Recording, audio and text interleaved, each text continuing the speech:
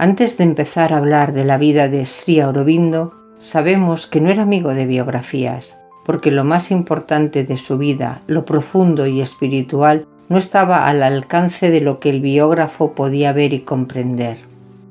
No obstante, nos hemos atrevido a elaborar esta biografía como un modo de aproximarnos a su figura para sentirlo y admirarlo más profundamente, y así poder amarlo y venerarlo como corresponde al discípulo que reconoce al gran maestro que fue y es. Sri Aurobindo Akroyd Gose nació en Calcuta el 15 de agosto de 1872. Fue el tercero de los 5 hijos del doctor Krishnadas Gose y su esposa Swarnalata. A los 7 años es enviado a Inglaterra con sus hermanos mayores. Su padre no quería que sus hijos fuesen influenciados por el misticismo supersticioso y retrógrado en el que su país parecía estar hundiéndose. Una vez allí, estudia latín, inglés, francés y poesía y recibe la formación clásica indispensable del momento. En 1884, con 12 años, ingresa en St. Paul's School, donde destacará por su conocimiento de la cultura clásica. Con 17 años empieza a escribir poemas y decide hacer de la poesía su profesión. Consiguió una beca por méritos que le permite ingresar en el King's College de Cambridge, donde permanece durante 2 años. Habla inglés y francés, lee con fluidez griego y latín y aprende suficiente italiano y alemán como para leer la Divina Comedia y la obra de Goethe. Adquiere igualmente los conocimientos de español necesarios para acercarse a la obra de Cervantes. Obtiene mención de honor en la primera parte del examen Tripos en Cambridge y gana los premios establecidos para su curso en las materias de verso griego y latín. En Cambridge entra en contacto con numerosos estudiantes de procedencia india y empieza el aprendizaje del bengalí. Siguiendo los deseos de la familia y a pesar de su falta de inclinación personal, aprueba en 1892 el examen de admisión al servicio civil indio, uno de los pocos destinos que concedían un cierto reconocimiento social y profesional a la población india en la época colonial. A pesar de ser uno de los 3 primeros en las pruebas escritas, decide no presentarse a la prueba de equitación y elimina así automáticamente la posibilidad de formar parte de dicho organismo. En ese momento, el gobernante de Baroda estaba en Londres y Sri Aurobindo tuvo una entrevista con él, a raíz de la cual obtuvo un puesto en el servicio de Baroda. Regresa a su país en febrero de 1893, después de 14 años de ausencia. Una vasta calma desciende sobre él cuando pisa suelo indio, calma que se mantiene durante meses. Desde su llegada y durante 13 años sirve en el Departamento de Impuestos y Hacienda de Baroda. Es secretario del Marajá. Más tarde pasa a ser catedrático de inglés y francés y finalmente ocupa el cargo de vicerrector en la Universidad de Baroda. La participación de Sri Aurobindo en la vida política del país y su protagonismo en la revisión de los valores culturales y espirituales de la India le convierten en un ídolo para la población estudiantil. Sin embargo, su cargo público le obliga a una actividad política discreta. Pero en 1905 se produce una gran agitación por la partición de Bengala, por lo que se ve obligado a abandonar el servicio público e implicarse más activamente en la política. Deja Baroda en 1906 y viaja a Calcuta como director del recién formado Colegio Nacional de Bengala, siendo él uno de los creadores. En 1901 se casa con Rinalini, en un matrimonio caracterizado por largas ausencias marcadas por su labor política y espiritual, y también por un gran cariño, tal y como se evidencia en la correspondencia que compartían. En las cartas que Sri Aurobindo escribió a su esposa podemos descubrir sus sentimientos y pensamientos más íntimos. En la carta fechada el 30 de agosto de 1905, Sri Aurobindo le explicaba: Yo tengo 3 locuras.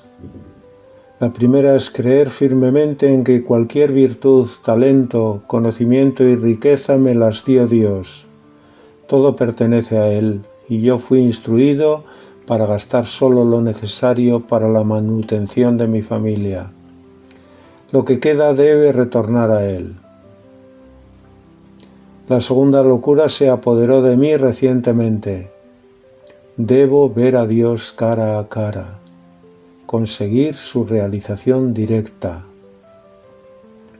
La religión de hoy consiste en repetir el nombre de Dios a todas horas, rezarle en presencia de todos y en mostrar a las personas cuán religioso se es. Y yo no quiero eso. Si Dios existe, entonces debe haber una forma de vivenciar su existencia, de constatar su presencia. No importan las dificultades del camino, yo estoy decidido a seguirlo. La tercera locura es esta. Algunos miran a sus países como un pedazo de tierra, una porción de campos, planicies, forestas, montañas, ríos y nada más. Yo miro a la India como mi madre, la adoro y la venero. ¿Qué haría un hijo si viera a un demonio sentado sobre el pecho de su madre, bebiendo su sangre? ¿Se sentaría tranquilamente a divertirse o correría a salvar a su madre? Yo sé que tengo la fuerza para levantar a esta raza decaída. No es un poder físico, sino que es un poder de conocimiento, la fuerza espiritual del conocimiento. Ese no es un sentimiento nuevo para mí. Nací con él, es parte de mí. Es para realizar esta gran misión que Dios me envió a la tierra. El país entero está en mi puerta buscando protección y ayuda. Millones de mis hermanos, muchos de los cuales están muriendo de inanición, ellos necesitan ser salvados.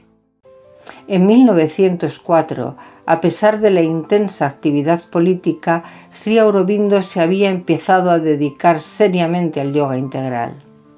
Al ir avanzando en este camino, sintió la necesidad de una guía mayor para el trabajo espiritual. Esta le fue dada por el yogi Vishnu Bhaskar Lele. Sri Aurobindo y él permanecieron solos durante 3 días en un pequeño cuarto. Lele le dijo a Sri Aurobindo: Siéntate, mira y verás que tus pensamientos vienen de fuera. Antes de que ellos entren, apártalos, aléjalos de vuelta. Sri Aurobindo así lo hizo.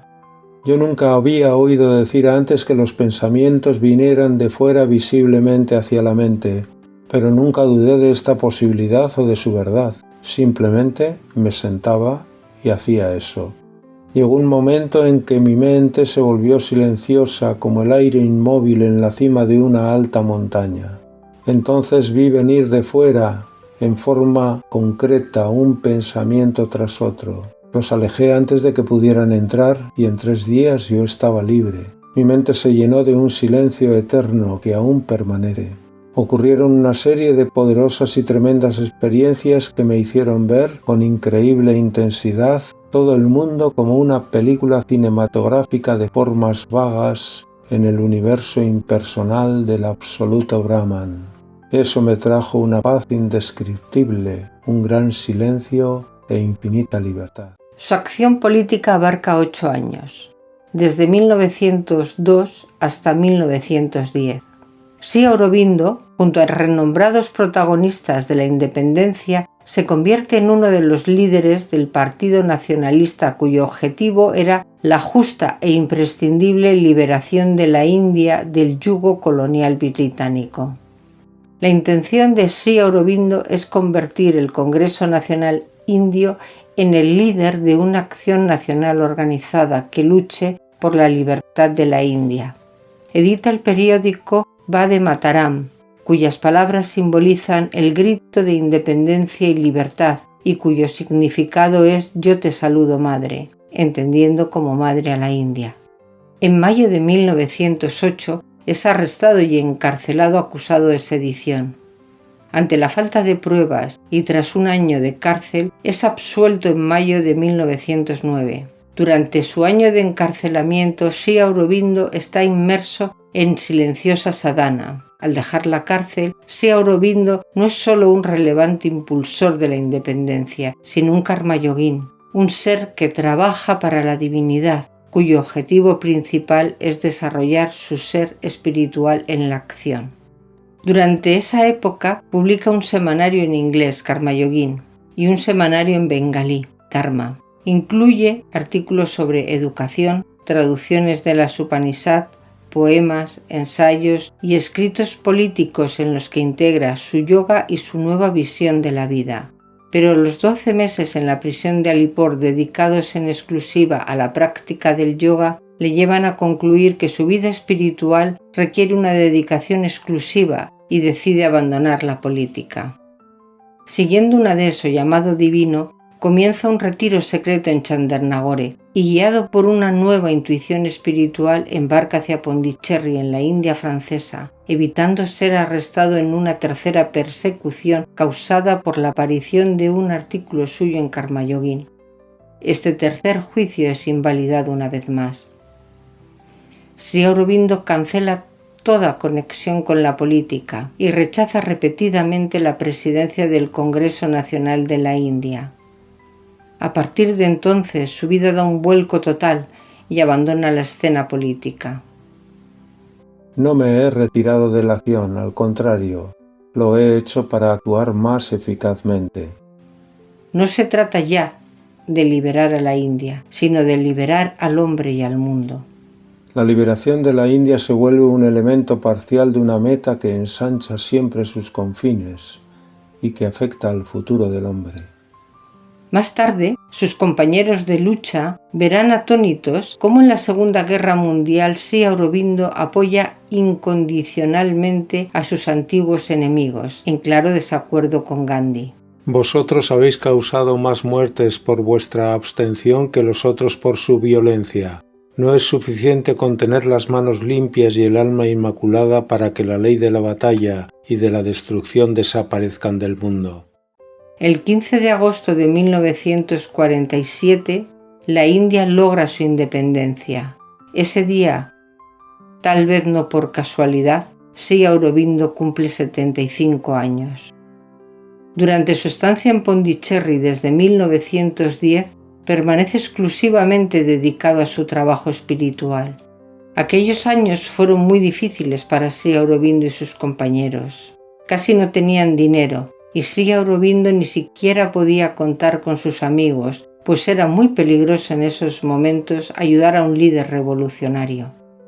Su casa, sus movimientos, sus visitas eran constantemente vigiladas por agentes secretos, ya que el gobierno británico nunca creyó que Sri Aurobindo fuera a Pondicherry para dedicarse al yoga y la búsqueda interior. Creían que todo era un teatro destinado a ocultar actividades revolucionarias. En 1914, después de 4 años de yoga, recibe la visita de Paul Richard, esta vez junto a su esposa Mirra Alfasa, conocida como la Madre, que años después será su compañera espiritual en la organización y dirección del ashram. Con el matrimonio Richard, Sri Aurobindo inicia la publicación de una revista filosófica mensual, Arja, escrita en inglés y publicada simultáneamente en francés. La mayoría de sus obras más importantes aparecieron seriadas en dicha publicación, como el Isa Upanishad, Ensayos sobre la Gita, La vida divina y la síntesis del yoga. La Madre volvió definitivamente a Pondicherry el 24 de abril de 1920. A partir de su regreso, comenzaron a llegar espontáneamente más y más personas para seguir el camino espiritual. Sri Aurobindo antes no había aceptado discípulos. La sadhana entre 1920 y 1926 se volvió muy intensa. Sri Aurobindo concentraba todas sus energías para poder realizar el enorme trabajo espiritual que tenía por delante. Finalmente, el 24 de noviembre de 1926, aquella fuerza descendió. Krishna descendió al físico. Desde ese 24 de noviembre, llamado por la Madre el Día de la Victoria, se cancelan las charlas vespertinas y todos los demás contactos directos con Sri Aurobindo. Se retira por completo a una sadhana concentrada, pero se presenta ante sus discípulos de manera presencial, darshan, 3 veces al año. Además, ese día fue oficialmente fundado el Sri Aurobindo Ashram. Sri Aurobindo consideraba el ashram un laboratorio en el que todos los problemas inherentes a la vida humana deben ser enfrentados y resueltos. Por esta razón, los integrantes de la comunidad desarrollaban todo tipo de profesiones. Cualquier trabajo se consideraba un camino de autodescubrimiento, un medio hacia la unidad con la verdad y con nuestra esencia. Sri Aurobindo, aunque permanecía en su retiro, se mantenía informado acerca de todo lo que ocurría en el mundo, en la India y en el ashram, y cuando lo consideraba necesario intervenía activamente. Compartía con la Madre el trabajo de guiar a los discípulos. Lo hacía fundamentalmente a través de cartas y cuadernos en los que sus discípulos le consultaban sobre su yoga u otras cuestiones cotidianas. Cuando le preguntaron a Sri Aurobindo por qué se había retirado de la actividad externa, explicó que debía dejar ese trabajo en manos de la Madre para tener tiempo para realizar su trabajo y llevar adelante su yoga integral. Así, él expresó: el objetivo de mi yoga es transformar la vida trayendo a ella la luz, el poder y el deleite de la verdad divina. Su yoga no enseña a huir de la vida como el de Patanjali, sino a realizarse en esta, creando una vida divina sobre la tierra. La vida debía ser un descubrimiento fulgurante de Dios sin velo. Nosotros estamos aquí para hacer la voluntad divina y crear un mundo en el cual la voluntad divina pueda manifestar su verdad. Nuestro yoga no es para nuestro propio beneficio y satisfacción, sino para la satisfacción de Dios. El objetivo del yoga es amor a Dios y solamente a Él, estar sincronizado en nuestra naturaleza con la naturaleza del divino y en nuestra voluntad, trabajos y vida para ser un instrumento de Dios. Su objetivo no es ser un gran yogi o un superhombre, solamente Dios es nuestro objetivo. En las primeras horas del 5 de diciembre de 1950, por su propia voluntad, Sri Aurobindo se retiró de su cuerpo. A muchos les sorprendió esta decisión, y la Madre dijo al respecto: Nuestro Señor se ha sacrificado totalmente por nosotros. Él no fue forzado a dejar su cuerpo. Escogió actuar así por razones tan sublimes que están más allá del alcance de la comprensión. Él sacrificó su vida física para ayudar más plenamente al trabajo de transformación.